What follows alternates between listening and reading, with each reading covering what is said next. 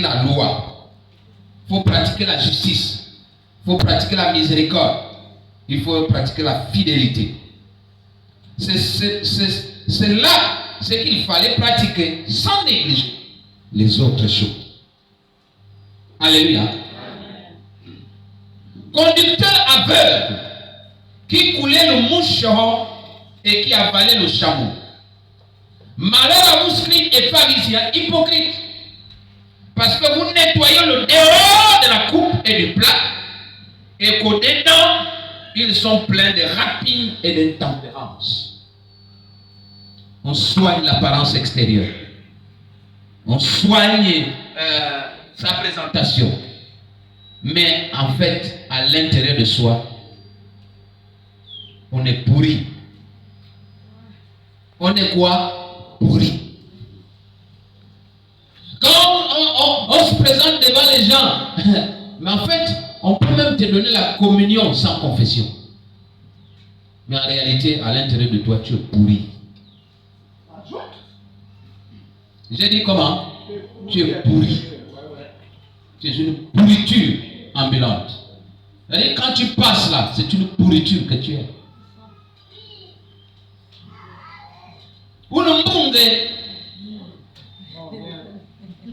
C'est ça la pourriture. Alléluia. Tu es une pourriture. C'est-à-dire, tu soignes la présentation. Tu soignes le dehors. Tu soignes l'extérieur. Quand tu vois, mon frère, les dents des sorciers. Mais à l'intérieur de toi, tu es fini. En fait, c'est une bouteille de gaz. Ça pèse quand même, mais il n'y a plus de gaz à l'intérieur. Donnez à un enfant de 5 ans, soulève la bouteille, va acheter une autre bouteille. Mais celle qui est vide, il ne peut pas soulever. Ça pèse quand même. Alléluia. C'est un serpent qu'on voit. Mais en fait, on a oublié que ce serpent n'a plus de tête. On a coupé la tête. Et tu veux me jouer au policier méchant. Je suis méchant. Tu n'es pas méchant. Tu es pourri. Alléluia. Amen. Tu n'es pas méchant, mais tu es pourri. La sardine pourrie, on la mange plus. Alléluia. Amen. Le verset 33, il est encore plus parlant. Le verset 33 nous dit quoi? Serpent, race de vipères. Comment échapperez-vous au châtiment de la guerre? Comment échapperez-vous au châtiment de la guerre? Vous êtes pourris. Vous nettoyez le dehors. Vous nettoyez la devanture. Parfois, tu trouves quelqu'un, vraiment la cour est propre. La tondeuse est passée. On a balayé tout. Mais va dans la maison, va dans la chambre, va dans les couloirs, va partout. C'est pourri. Les cadavres des rats sont partout. Ça sont les hypocrites. C'est une race de vipères.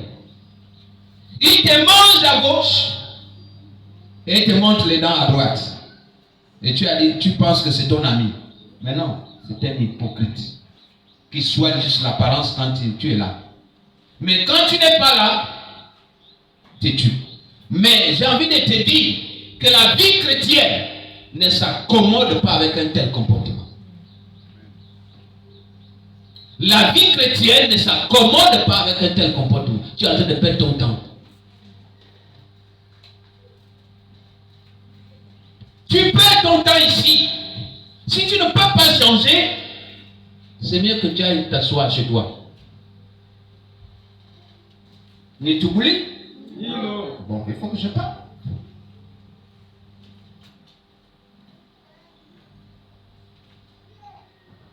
On va voir un deuxième point. Le premier point, c'est pas toi de l'hypocrite. Le deuxième point, c'est pas toi de l'opportuniste.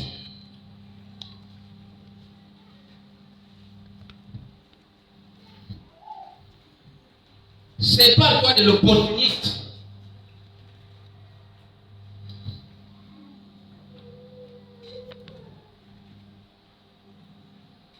C'est qui l'opportuniste?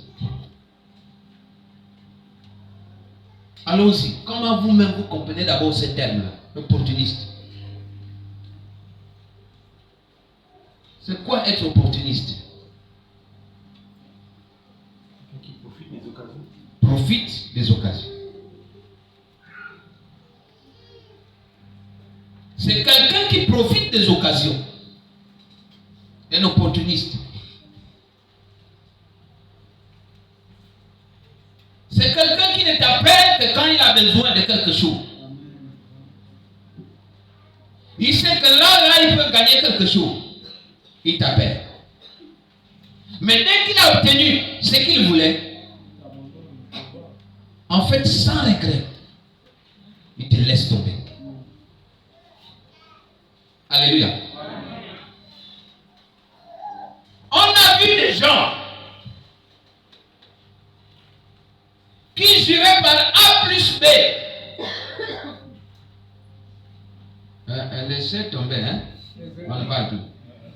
Mais on ne les voit plus. Vous avez déjà compris. C'était des opportunistes. Parce que l'autre avait une position élevée. Parce que l'autre avait une bonne position. Parce que l'autre pouvait lâcher quelques miettes. Parce que l'autre pouvait claquer le doigt et changer le cours de ta vie.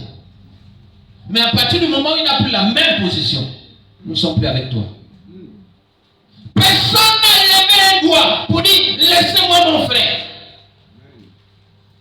Même pas un seul membre de la famille.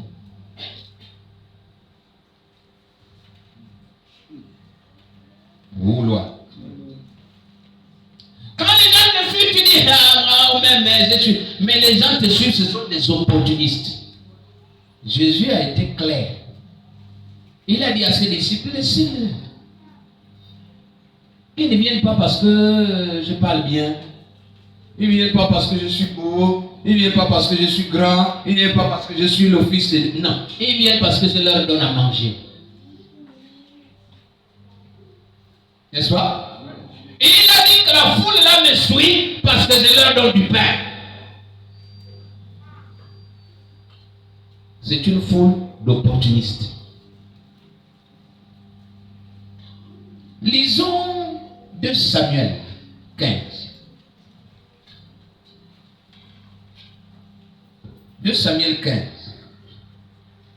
Le verset 1 à 6. Si quelqu'un y est. 2 Samuel 15, verset 1 à 6. On lit doucement. On va doucement. Après cela, Absalom se procura un char et des chevaux, et 50 hommes qui couraient devant lui. Il se levait de bon matin et se tenait au bord du chemin de la porte. Et chaque fois qu'un homme ayant une contestation se rendait vers le roi pour obtenir un jugement, Absalom l'appelait et disait: « De quelle ville es-tu » Lorsque avait répondu: « Je suis d'une telle tribu d'Israël », Absalom lui disait: « Vois ta cause est bonne et juste, mais personne de chez le roi ne t'écoutera. » Absalom disait: « Qui m'établira juge dans le pays? Tout homme qui aurait une contestation et un procès viendrait à moi, et je lui ferai justice. » Et quand quelqu'un s'approchait pour se prosterner devant lui, il lui tendait la main, le saisissait et l'embrassait. Absalom agissait ainsi à l'égard de tous ceux d'Israël qui se rendaient vers le roi pour demander justice. Et Absalom gagnait le cœur des gens d'Israël. Alléluia. Amen.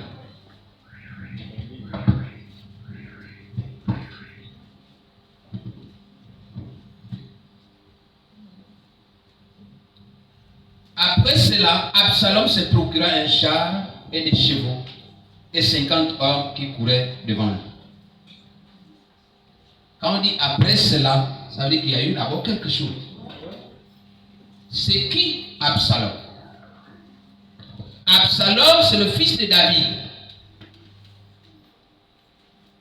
Absalom, c'est le fils de David. David est en ce moment roi.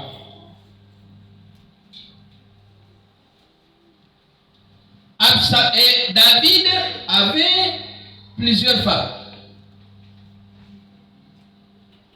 David avait fait avec la même mère Absalom et Tamar, sa sœur Tamar. Et il avait fait d'autres enfants avec d'autres femmes. Alléluia.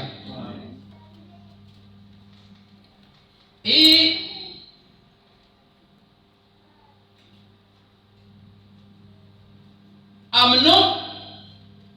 Amnon, c'était aussi l'enfant de David, mais qui était né, Amnon, qui était né d'une autre mère. Amnon voulait, ou a voulu, ou a couché avec Tamar, a déshonoré Tamar, sa sœur, en bon français, sa demi-sœur. Mais il y avait une coutume que tant que la fille n'est pas partie en mariage, si tu couches avec elle, tu la déshonores. Non seulement toi-même, tu es exclu de la vie, mais la femme là, si tu ne l'épouses pas, en fait, plus personne ne va l'épouser. Elle est déshonorée. Vous avez vu le 13e enfant de Jacob, Dina, n'est pas rentré dans l'héritage. C'est pour ça qu'on parle maintenant de 12 fils de Jacob, alors qu'il y avait 13, il y avait Dina. Mais le fait qu'elle avait été déshonorée, on l'a pu aligner dans l'héritage. N'est-ce pas? Et Tamar a été déshonorée. Et Absalom, son frère de même mère, est rentré dans une colère noire. Mais il n'a pas fait de bruit. Il n'a fait savoir ni à son père, ni à Amnon, qui avait causé l'ignominie. Il est resté imperturbable. Il n'a pas mal réagi. Il n'a dit ni de mal, ni de bien de son frère Amnon.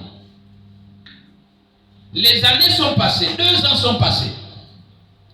Un jour, il dit, il va voir son père, il dit, mes bergers, là-bas, sont en train de tondre les chevaux là. Parce que les chevaux, il faut les tondre de temps en temps. À cause de leur poids là, il faut diminuer. Il dit, on va aller faire une cérémonie et puis j'ai un repas que j'offre à tout le monde. Il dit à son père, Absalom, David, on va partir. Le père dit non. Il dit, on va partir. Le père dit non. Il dit, bon, ok. Mais permets que Amnon aille ici avec moi. Amnon est parti. Les autres frères aussi sont partis. Ils se sont retrouvés là-bas.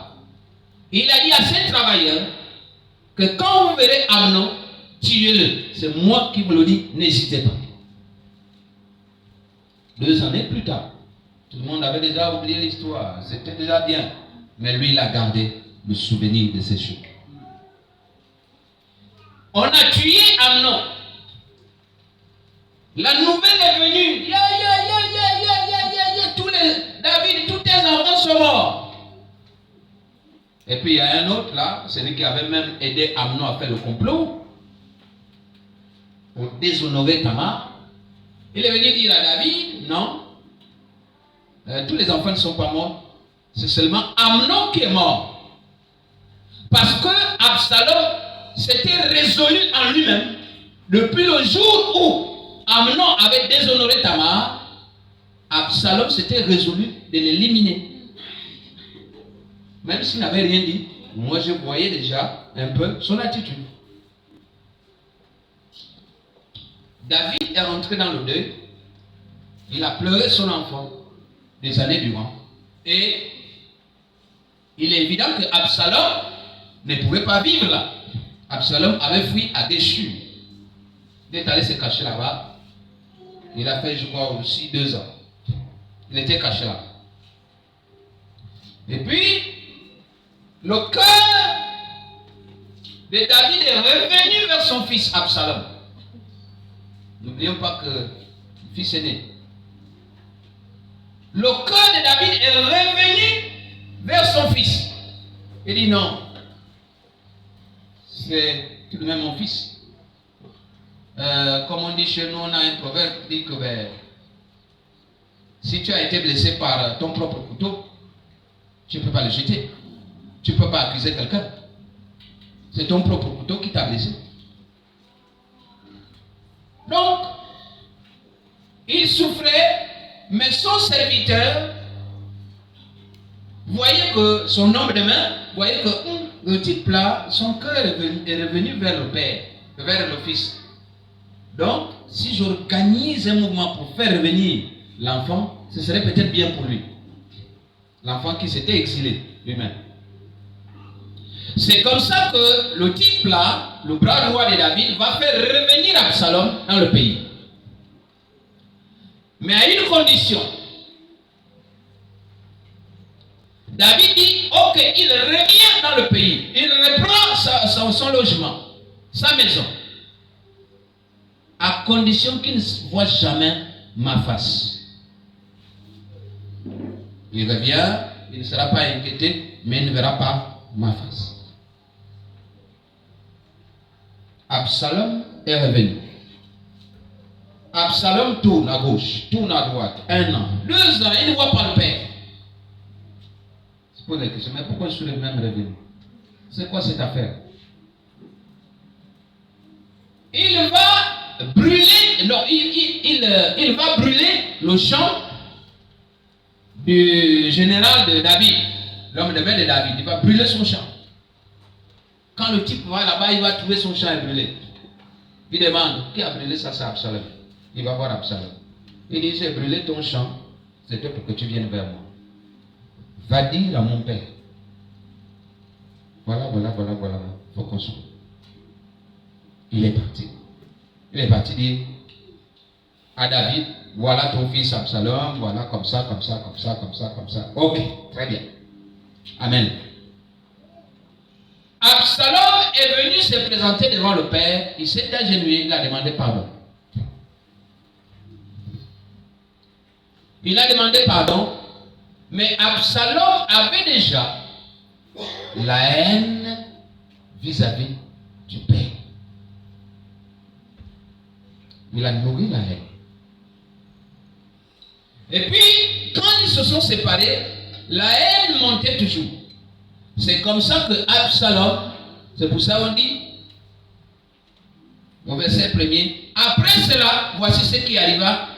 Absalom, fils de David, avait une sœur qui était belle et qui s'appelait Tamar. Donc cette histoire commence. Et quand cet enfant a été déshonoré, Absalom, après avoir raconté tout ce que je vous raconte là, Absalom s'est retrouvé encore retranché dans sa maison. Il était là, puisqu'il voyait que le père ne communiquait plus avec, malgré le fait qu'ils étaient dans la même concession, mais chacun avait sa maison, le père ne communiquait plus avec lui. Et il avait déjà des appétits de prendre le pouvoir. L'autre aussi a eu des appétits. Hein? L'autre aussi avait eu des appétits de prendre le pouvoir. C'est l'histoire d'Absalom. On avait déshonoré Tamar. On a même tué.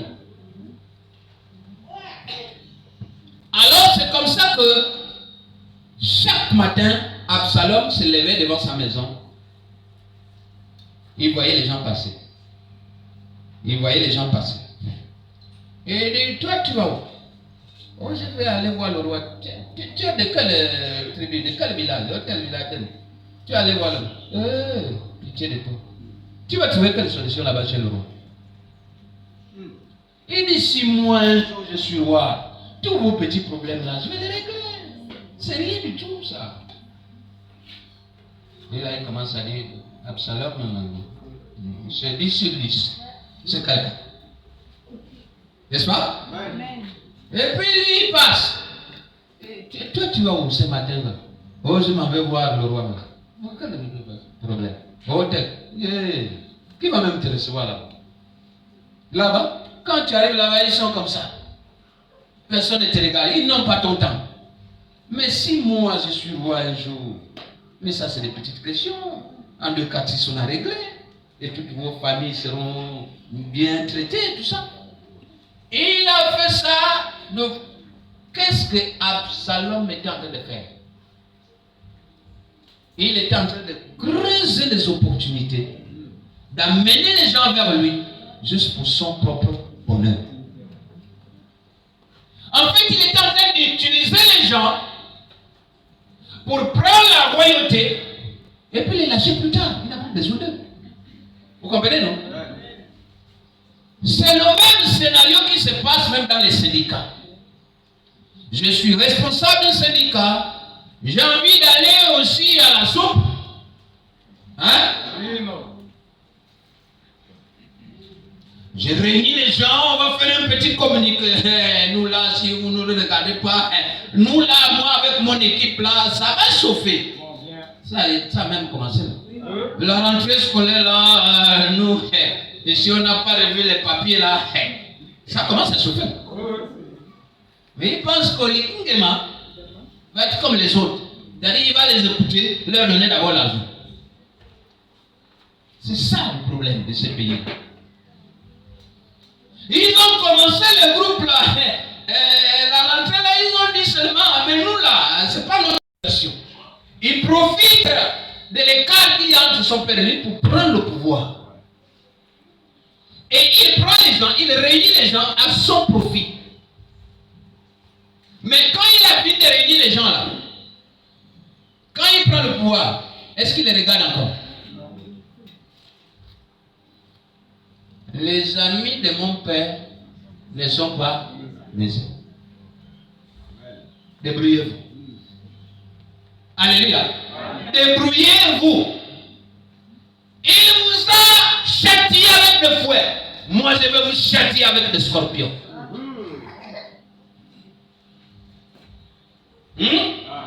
Connaissez l'histoire des rois. Et mon père vous a châtié avec des fouets. Moi, je vais vous châtier avec des scorpions. Allez, débrouillez-vous.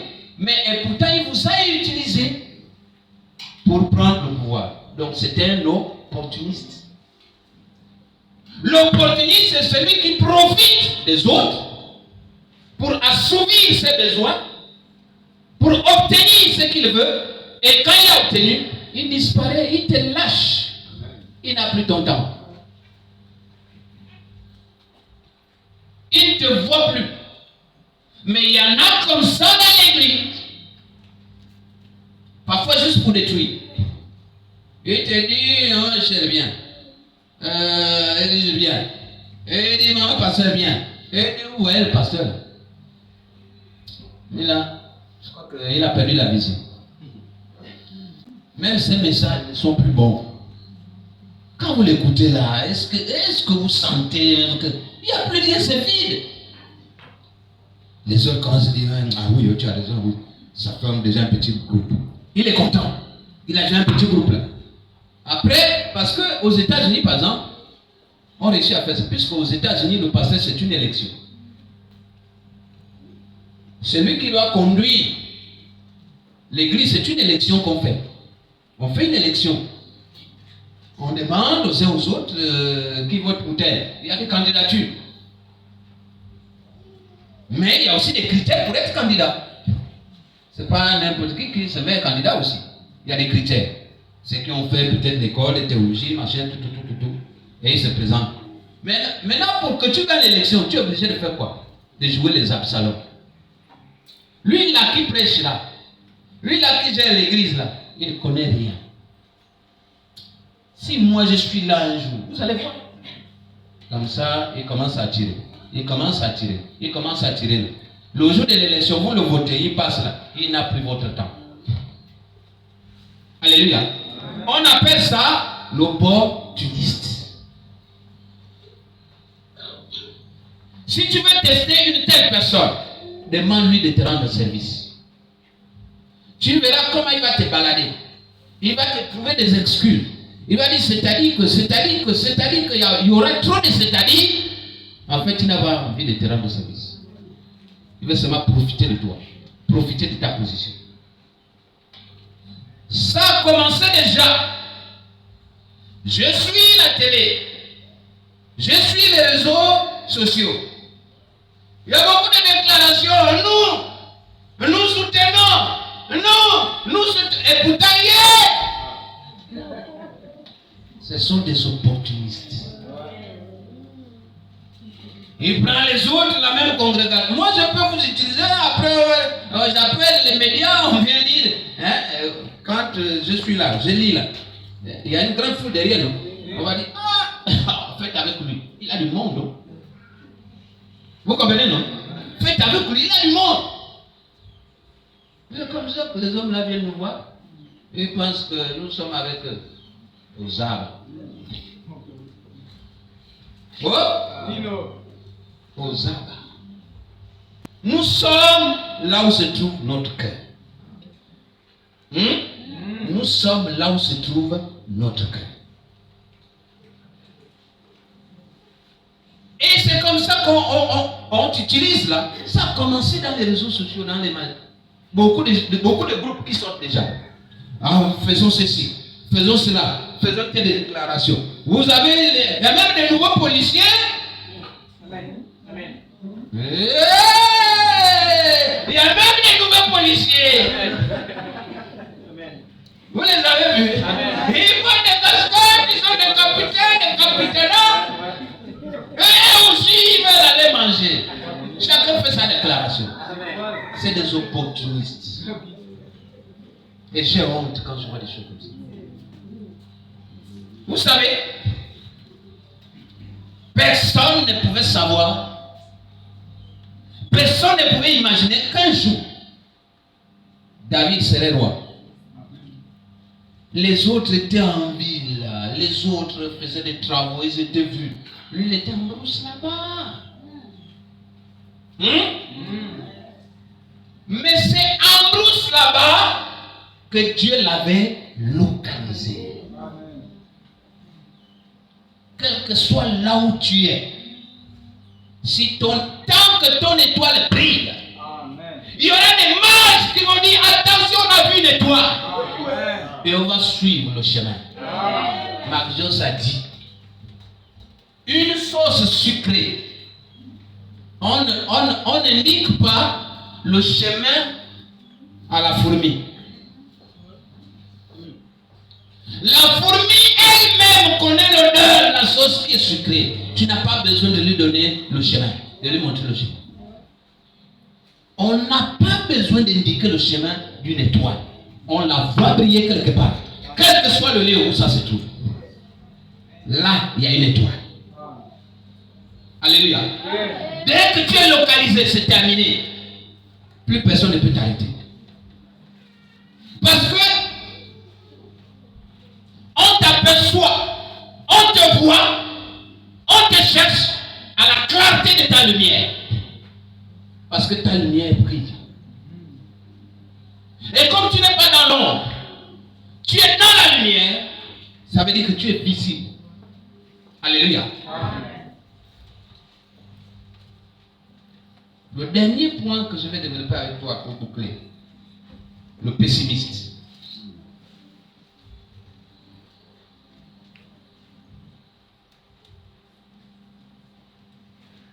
Lisons ensemble 2 Rois 7. 2 Rois 7. On va terminer par là.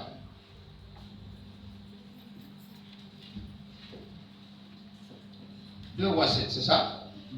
Du verset 1er au verset 2.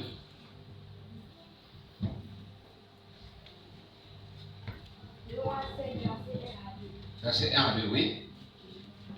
Élisée dit, Écoutez la parole de l'Éternel, ainsi parle l'Éternel. Demain à cette heure, on aura une mesure de fleurs de farine pour un cycle et 2 mesures d'orge pour un cycle à la porte de Samarie. L'officier sur la main duquel s'appuyait le roi répondit à l'homme de Dieu. Quand l'Éternel ferait des fenêtres au ciel, pareille chose arriverait-elle? Et Élisée dit, tu le verras de tes yeux, mais tu n'en mangeras point. Alléluia. C'est une très belle histoire. Je ne peux pas tout lire. Je vais aller terminer tout le chapitre. Il n'y a que à peu près 23 versets. Donc, c'est pas long. Très belle histoire. Mais je voudrais que tu retiennes une chose. Avant que je ne la développe, qu'est-ce que tu comprends? Les 2 premiers versets. Élisée dit, écoutez la parole de l'Éternel. Ainsi par l'Éternel. Demain, à 7 heures, on aura une mesure de fleurs de farine pour un cycle et 2 mesures d'orge pour un cycle à la porte de Samarie. C'est l'homme de Dieu qui parle, un prophète. L'officier sur la main duquel s'appuyait le roi, c'est-à-dire l'homme de main du roi, dit à l'homme de Dieu, donc dit à Élisée, quand l'Éternel ferait des fenêtres au ciel, pareille chose arriverait-elle? Et Élisée dit, tu le verras de tes yeux, mais tu n'en mangeras point. Qu'est-ce que vous comprenez là? L'homme de Dieu parle. Il annonce ce qui va arriver demain. Il dit, chacun de vous aura de la farine, aura de l'huile, aura à manger. Mais l'officier là, il dit, même si Dieu ouvre les écluses des cieux, je ne suis pas sûr que pareille chose arriverait. Le pessimiste. Le pessimiste, c'est quelqu'un qui est toujours négatif. Il voit les problèmes partout. Et il voit les problèmes aujourd'hui et il voit même déjà les problèmes demain. Il n'envisage même pas le positif demain. Il ne peut même pas dire demain ça peut être meilleur qu'aujourd'hui. Non. Il vit dans les problèmes et il s'attend seulement aux problèmes. Le pessimiste. Mais faire l'équipe avec un tel type, tu ne peux pas avancer dans la vie. Fais l'équipe avec l'hypocrite, tu n'avances pas. Fais l'équipe avec l'opportuniste, tu n'avances pas parce qu'il t'utilise seulement. Mais fais l'équipe aussi avec le pessimiste, tu n'avances pas. Or, l'homme de Dieu, c'est de croire sans avoir vu. Mais lui, il te dit non. Même si Dieu ouvre les écluses des cieux, ça ne peut pas arriver. Mais lorsque vous allez lire la suite, ils étaient en guerre contre les Syriens et il y avait 2 lépreux qui étaient là, qui ne pouvaient pas aller en guerre avec les autres, qui sont restés là devant la porte de la ville. Ils ont combattu et puis chez les Syriens là-bas, Dieu a fait quelque chose. Dieu a fait résonner des détonations après la prière de l'homme de Dieu qui ont fait croire qu'il y avait des bombes qui tombaient. Ils ont abandonné femmes et enfants. Ils ont abandonné la nourriture. Ils ont abandonné tous les biens. Ils ont fui. Le lendemain matin. Pendant que le groupe d'Israël était toujours à la recherche du combat pour encore combattre avec les autres, Les deux lépreux là ont dit, si on reste là, devant la porte de la ville, nous n'avons pas à manger, nous allons mourir. Si on retourne dans le camp où se trouvent les autres, il n'y a rien à manger là-bas aussi, on va mourir. En fait, dans les deux cas, on va mourir. Qu'est-ce que ça nous coûte d'aller un peu voir chez les Syriens? Parce que les autres disaient peut-être qu'il y a une embuscade, peut-être qu'ils sont cachés, machin. Non, ça ne nous coûte rien. Quand les deux lépreux vont voir chez les Syriens, ils trouvent que tout est vide, il n'y a personne, mais il y a à manger, il y a de l'or, il y a tout. Et ils ont commencé à manger. Ils n'avalaient pas la bouche ici, la nourriture rentre par là, ça rentre comme ça rentre partout. Et ils ont laissé le niemboué. Ils ont mangé, fatigués, ils ont ramassé de l'or. Après, le soir commençait à tomber, ils ont dit, si on ne dit pas aux autres, ce sera un péché. Ils sont retournés dans le camp, ils ont dit, regardez vous-même. Regardez vous-même. Les ventres que vous voyez là, on ne respire plus. On a mangé, on a bu, et il y a les restes, et il y en a encore là-bas, on ne peut pas soulever.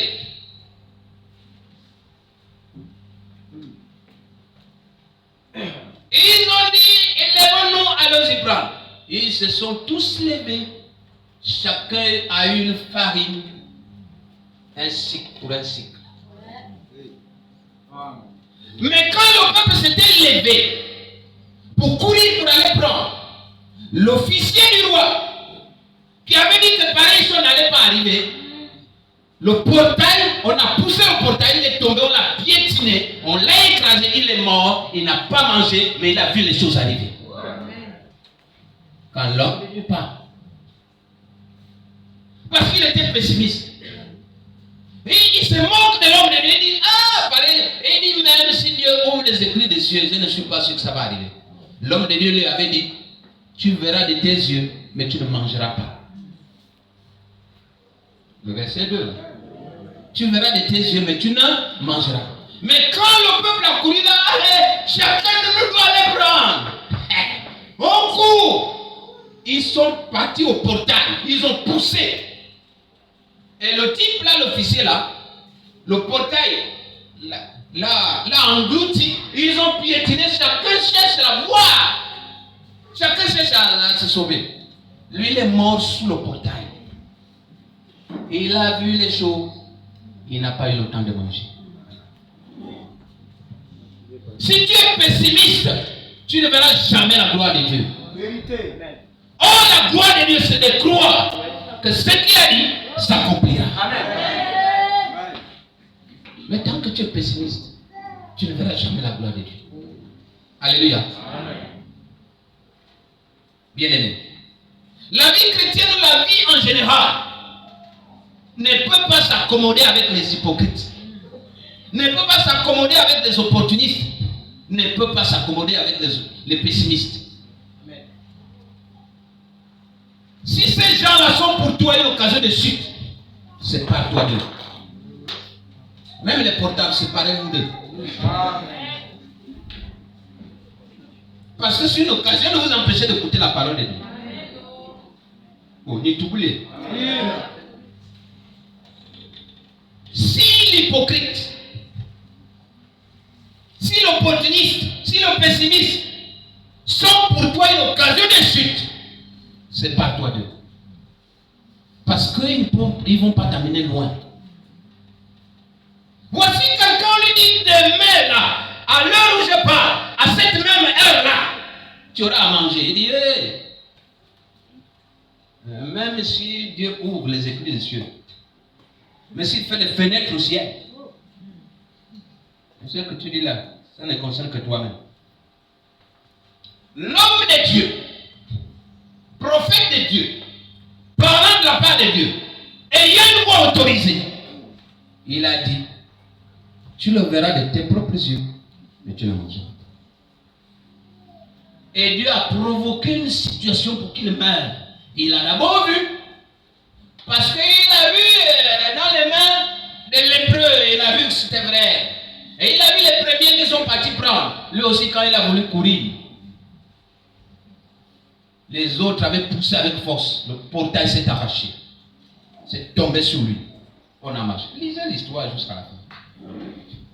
Alléluia. Bien-aimé, ce matin, je viens de te donner 3 personnages. J'ai dit ce matin, sépare-toi de certaines personnes si tu veux avancer dans la vie.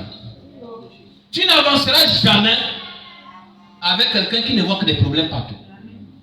Sa propre vie sont les problèmes. La vie des autres sont des problèmes. Hier, c'était des problèmes. Aujourd'hui, les problèmes. Demain, il voit déjà les problèmes. Moi, comme on a dit que tu ne vois que les problèmes. Tu ne positives jamais ta vie. Tu es un pessimiste.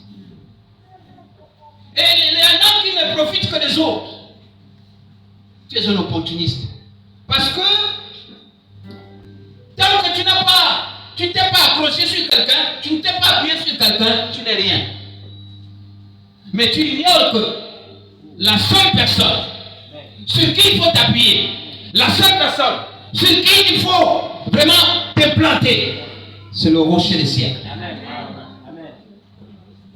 Bien-aimé. Bien-aimé. Accroche-toi à Jésus-Christ, qui n'est ni hypocrite, ni opportuniste, ni encore moins pessimiste. Il est le chemin, la vérité et la vie. Il n'y a que Christ pour te conduire. Il n'y a que Christ pour t'amener là où tu vas aller. Ta vie va tourner toujours en rond. 30 ans, 40 ans, 50 ans, 60 ans. Tu tourneras toujours en rond. Rien n'avance.